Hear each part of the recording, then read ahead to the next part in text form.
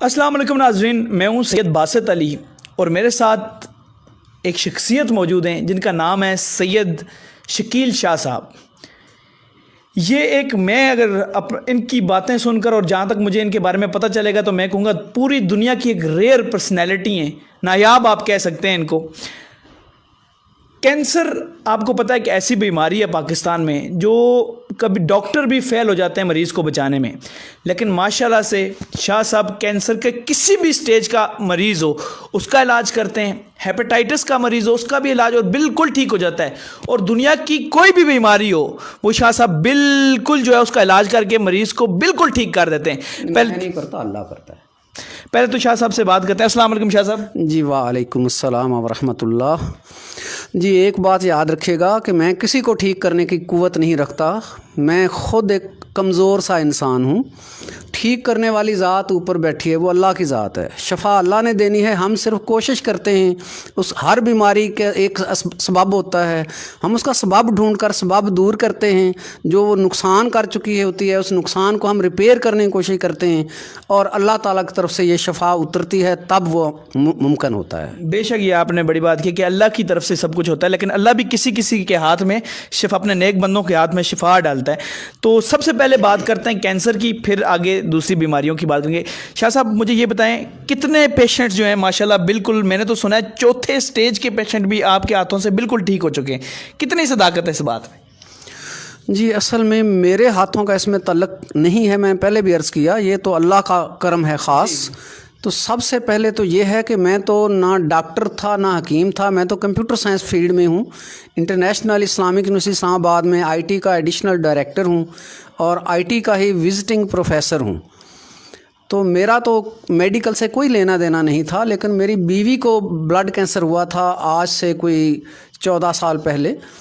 तो जब blood cancer हुआ तो डायग्नोज़ हुआ तो वो उस वक्त तक पहुंच चुकी थी चौथी स्टेज पर, और चौथी स्टेज पर पहुंचने की वजह से जब हम उसको हॉस्पिटल्स में लेकर गए, इस्लामाबाद पिंडी के सारे अस्पतालों ने इनकार कर दिया।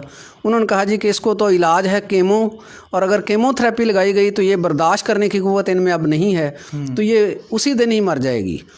तो कीमो चूँकि लग नहीं सकती, लिहाजा आप घर रख के खिदमत कर लें, ये 10-12 दिन ज़्यादा से ज़्यादा जी सकेगी।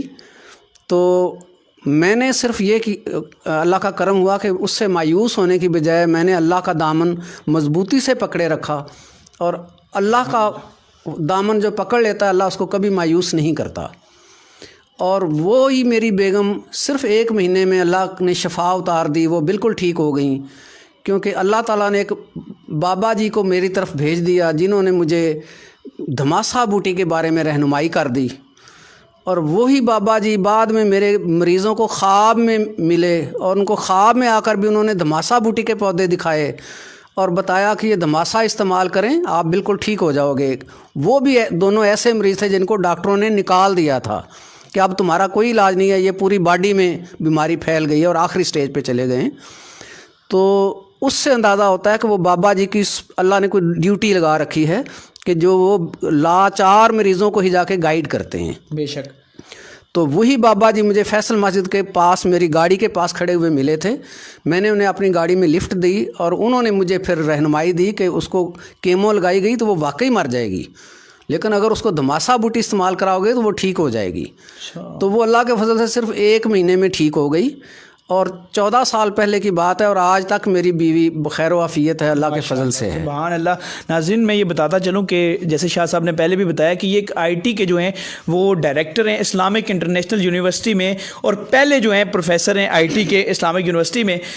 लेकिन ये अल्लाह की तरफ से ये धमासा बूटी जो है, ये मैं इस वीडियो जो अपनी वीडियो पूरी दुनिया के लिए पैगाम दे रहा हूँ कि शायद ये तो अल्लाह को कह रहे हैं कि अल्लाह की तरफ से सब है, लेकिन पाकिस्तानियों के लिए और मेरे ख्याल से पूरी दुनिया के लिए, इंडिया जिसमें कोई भी आप मुल्क ले लें, उन सब के लिए एक बड़ी खुशखबरी है कि कैंसर जिसका इलाज बड़े बड़े गोरे अंग्रेज़ वो फेल हो जाते हैं, लेकिन अल्लाह की मदद से डॉक्टर साहब के शाह साहब के हाथों में जो ये शिफा अल्लाह ने रखी जिसके थ्रू वो लोगों का इलाज करते हैं। शाह साहब ये धमासा बूटी से जिसमें आपने बहुत ज़्यादा रिसर्च भी की, इससे आपने अभी तक कितने मरीज़ ठीक कर लिए? जी असल में ये होता है कि जब ये मेरी बेगम को अल्लाह ने शफा दे दी, नाकाबिले यकीन तौर पर मुआज़ा हो गया, तो फिर मैंने, चूँकि आईटी फील्ड में मैं ख़ुद हूँ, तो मैंने फिर गूगल पर इसकी रिसर्च शुरू की। पूरी यूनिवर्सिटी में मुख्तलिफ़ यूनिवर्सिटीज़ के जो रिसर्चर थे उन्होंने इस पर पेपर लिखे हुए थे, वो सारे मैंने ढूंढे, उस पर रिसर्च की। पुराने अतिब्बा हज़रात की किताबें मैंने ढूंढी, उन पर रिसर्च की। तो मेरे ऊपर फिर अल्लाह ताला ने इल्म के बाब खोल दिए और मैं ख़ुद भी हैरान हो गया कि ये एक ही बूटी जो है ये हर तरह के कैंसर का इलाज है, हर स्टेज के हेपेटाइटिस का इलाज है, हर तरह के ये जो है जिस्मानी और ज़हनी अवारज़ उनके में भी इलाज में मुआवन है। तो उसके बाद फिर मैंने बाकायदा इसका लोगों को इलाज करना शुरू किया और अब तक सैकड़ों मरीज़ों को अल्लाह ने शफा दी है। सब लोगों का मेरे साथ रब्ता नहीं रहता, क्योंकि मैं तो क्लिनिक पर नहीं बुलाता किसी को, मैं तो व्हाट्सएप पर ही डाटा लेता हूं और व्हाट्सएप पर इनको इलाज भेज देता हूं। इलाज भेजना, और बड़ी बात इसमें यह है कि ये इस चीज़ का मुआवजा नहीं लेते, सिर्फ अल्लाह की रज़ा के लिए ठीक करते हैं। और इसीलिए हमारी वीडियोस भी आप देखते हैं, हम उसी तरह अथेंटिक काम करते हैं कि इस तरह माशाल्लाह के। मैं इनसे अब ये सवाल करूँगा, शायद से मुझे ये बताएं कि एक फेफड़ों का कैंसर है 4 स्टेज का, एक मैदे का कैंसर है वो भी 4 स्टेज का, जिगर का कैंसर है 4 स्टेज का, ये सब ठीक हो जाते हैं माशाल्लाह से? जी, हर मर्ज़ का, चाहे वो कैंसर जिस्म के किसी भी हिस्से में हो, उसका पीछे एक ही चीज़ होती है कि मरीज़ का असल में पीएच लेवल बहुत डाउन चला जाता है। पीएच लेवल अगर आप अल्कालाइन रख लें बॉडी को, अल्कालाइन का मतलब है कि आपका तेज़ाबी जिस्म ना हो, अच्छा, तो ना हेपेटाइटिस एक्टिव हो सकता है, ना कैंसर आगे बढ़ सकता है, फैल ही नहीं सकता जब तक कि पीएच लेवल आपका 7 से नीचे ना आ जाए। 7 से नीचे पीएच आ जाएगा तो आप समझ लें कि आपका जिस्म तेज़ाबी हो गया है, एसिडिक हो गया है। 7 से ऊपर चला जाएगा तो अब आपका अल्कालाइन बॉडी हो गई है। अब जो बीमारी बढ़ रही थी अब वो उल्टा कम होनी शुरू हो जाएगी।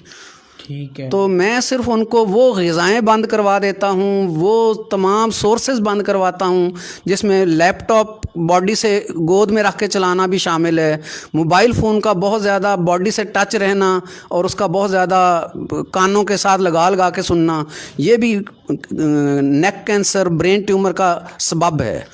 तो इसी तरह बच्चे जो मोबाइल पे खेलते हैं, गेमें माएँ दे देती हैं मोबाइल पे खेलो भाई, और वो गोद में रखकर मोबाइल पे खेलते हैं, उनको भी ब्लड कैंसर, हड्डियों के कैंसर इस वजह से हो रहे हैं। तो इसी तरह किराने की चीज़ें, बेकरी की चीज़ें बहुत ज़्यादा जो लोग इस्तेमाल करते हैं, बच्चे भी बड़े भी, उनको भी कैंसर में जाने का इम्कान बहुत ज़्यादा बढ़ जाता है। मैं ये सारे रास्ते उनके बंद करवा देता हूँ, उनकी सारी बादी ग़िज़ाएँ बंद करवाता हूँ। मरीज़ के लिए सारे गोश्त और दालें जो तेज़ाबी असरात रखती हैं वो सारे बंद करवा देता हूँ।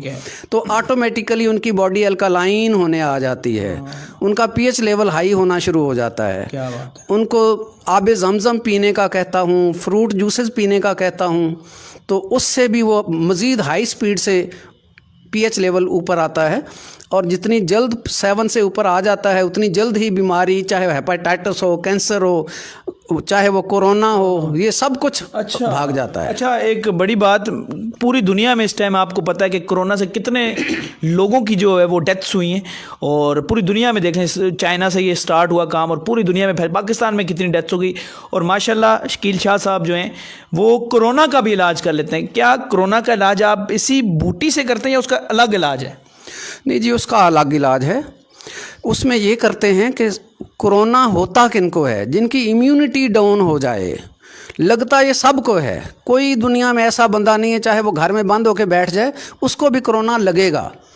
लेकिन कोरोना लगेगा सबको, गिराएगा उसको जिसकी इम्यूनिटी कम हो जाएगी। इम्यूनिटी यानी कि कुव्वत मुदाफ़ियत जी, कुव्वत मुदाफ़ियत बढ़ा लें। नेचुरल वे से विटामिन सी लेना शुरू कर दें, जिसमें सारे ही सिट्रक वाले फ्रूट शामिल हैं। वो फ्रूट सारे जिनमें सेब है, आपका ये लीमू है, बाकी चीज़ें हैं, इनमें विटामिन सी बहुत होता है। तो ये मिक्स फ्रूट जूसेस में आप ये लेमन मिक्स करके पिलाना शुरू कर दें, उससे उसकी इम्यूनिटी बढ़ जाती है। उसके बाद अगर फेफड़े डैमेज हो चुके हों तो फेफड़ों का इलाज अलग से किया जाता है, जिसके लिए कुछ सफ़ूफ़ वगैरह मैं उनको बताता हूँ कि ये सफ़ूफ़ इस्तेमाल करें। ठीक है। तो भाप साथ दी जाती है, भाप लाजम है। लौंग वाले 5-6 लौंग डाल के पानी में उसकी भाप दें, लौंग हो या सफ़ेदे के पत्ते हों, तो वो भाप जो है ये उसको कोरोना को मारने के लिए काफ़ी है। मार वो देगी, रिपेयर करने के लिए आपको फिर विटामिन सी की और बाकी चीज़ों की ज़रूरत रहेगी। ठीक है, मतलब पूरा एक रिसर्च वाला काम है ये।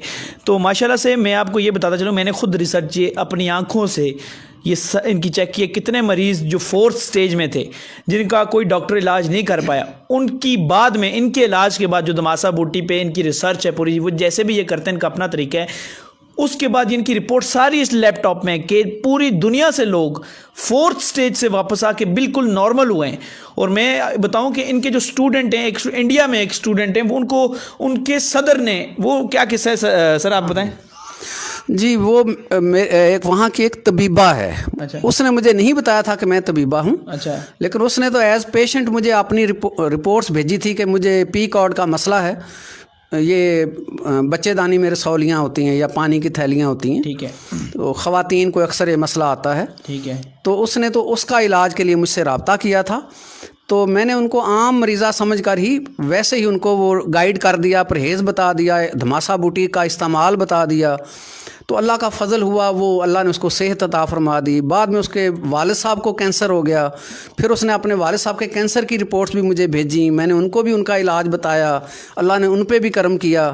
उसके बाद फिर उस खातून ने मुझे एक फ़ोटो भेजी किसी फंक्शन की, जी, जिसमें एक वाइट वो शर्ट पहनी हुई है डॉक्टरों वाली, और स्टेथोस्कोप भी गले में डाली हुई है। तो वो खातून जो है वो एक अवार्ड को रिसीव कर रही है किसी से, फ्रेम किया हुआ। अच्छा। तो मुझे नहीं समझ आई कि ये क्या चीज़ है। मैंने उनसे फिर व्हाट्सएप पर ही मैसेज करके पूछा कि ये क्या फंक्शन है। तो उस खातून ने तब बताया जी कि ये हमारा इंडिया के सदर साहब हैं और साथ ही हमारे सूबे के वज़ीर आला साहब हैं। वो दोनों मिलकर एक फंक्शन में मुझे आयुष मेडिकल ऑफिसर की सनद दे रहे हैं। क्या बात है। तो फिर मुझे समझ आई कि हो ये तो तबीबा भी हैं खुद भी, माशाल्लाह। माशाल्लाह, मैं इस बात पे गौर ये कर रहा हूँ कि इनकी स्टूडेंट को इंडिया की वो है, इंडिया में अवार्ड, वो भी वहाँ का सदर दे रहा है। तो हमारे जो शाह साहब हैं, इनके लिए मैं तो कहता हूँ आप टेस्ट करें। आप पूरी दुनिया में जो जो हमें इस टाइम देख रहा है, चाहे वो किसी भी मुल्क में बैठा है, वो इनसे कांटेक्ट भी कर सकता है। कांटेक्ट करके पहले आप देखें कि इलाज, और जब आपके ठीक हो जाएंगे फिर दुआएं देना।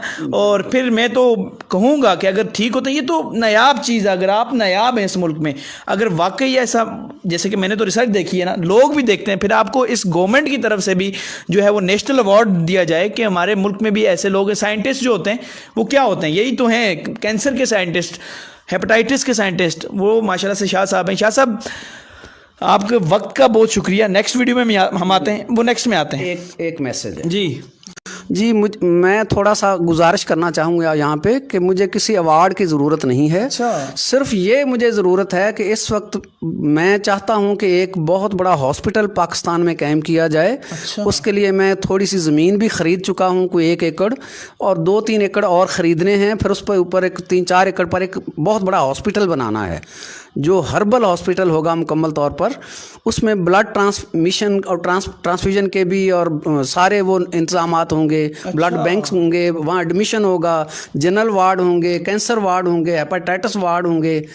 तो उसके लिए बहुत ज़्यादा रिसोर्सेज की ज़रूरत है और अवाम की दुआओं की भी ज़रूरत है, हुकूमत की सरपरस्ती की ज़रूरत है। तो मेरी दरख्वास्त है कि अहबाब इख्तियार जो हैं वो इस सिलसिले में मेरी मदद करें। साहब, उसके लिए ये करते हैं कि मेरा जो चैनल है, क्योंकि इस पे लाखों लोग सपोर्ट करते हैं, वो आपके इस काम में हमेशा आपके साथ रहेगा। जी, इंशाल्लाह। वो ये होगा कि जब भी आप उसकी बुनियाद रखेंगे ना, जिस टाइम आप उस अपने हॉस्पिटल की या अपने ट्रस्ट की जो भी उसकी बुनियाद, मेरा चैनल आपके उस वर्क में आपका पूरा साथ देगा। और जितने भी आप मैंने जब भी किसी की आवाज़ बनाऊं, पूरी दुनिया से उन्होंने बड़ी सपोर्ट की और बड़े लोगों की ज़िंदगियां मेरे चैनल से, शाह साहब, ये लोग भी देख रहे हैं, चेंज हुई हैं। तो बिल्कुल इस नेक काम के लिए हम आपके साथ हैं। और जब आप कहेंगे, ये पहले तो हमारे जो इलाज का मैसेज था वो चला गया, उसके बाद हम और भी वीडियोज़ आती रहेंगी जिसमें इनके हॉस्पिटल का जिक्र होगा, दूसरा होगा। फ़िलहाल आप जितने लोग हैं जिनको कैंसर है, हेपेटाइटिस है, और वो ऐसे स्टेजेस में जहाँ पर उनको लग रहा है कि यार डॉक्टरों के बस की बात भी नहीं है, वो शाह साहब के इस नंबर पे कांटेक्ट कर सकते हैं। ये नंबर है, इस पर रब्ता करें। और सर आपके रब्ते का टाइम क्या होगा? शाम 5 से 9 मेरा मरीज़ों के लिए टाइम होता है। सैटरडे संडे फुल डे मरीज़ों के लिए होता है, सुबह 9 से रात 9 तक। शाम 5 से 9 तक जो है मरीजों का टाइम है। इसी टाइम पे, क्योंकि सर ये जब कॉल्स करते हैं ना तो बहुत ज़्यादा कॉल्स आती हैं, तो इसलिए क्योंकि ये आईटी यूनिवर्सिटी में भी हैं, वहाँ पर डायरेक्टर भी हैं, इन्होंने जॉब भी अपनी करनी होती है, वहाँ पर भी लेक्चर्स देते हैं, तो उस टाइम आपने इनको तंग नहीं करना। 5 से 9 बजे आप इनको, और सैटरडे और संडे इनसे रब्ता कर सकते हैं। उसके अलावा अगर वाकई में आप इनको फ़ंड करना चाहें, वो भी आप इसी नंबर पर इनसे रब्ता करके इनको फ़ंड भी कर सकते हैं। फ़िलहाल मुझे और शाह साहब को इजाज़त दें। फ़ी अमानिल्लाह। थैंक यू शाह साहब। बहुत शुक्रिया जी, जज़ाकल्लाह खैर। वहाँ से बंद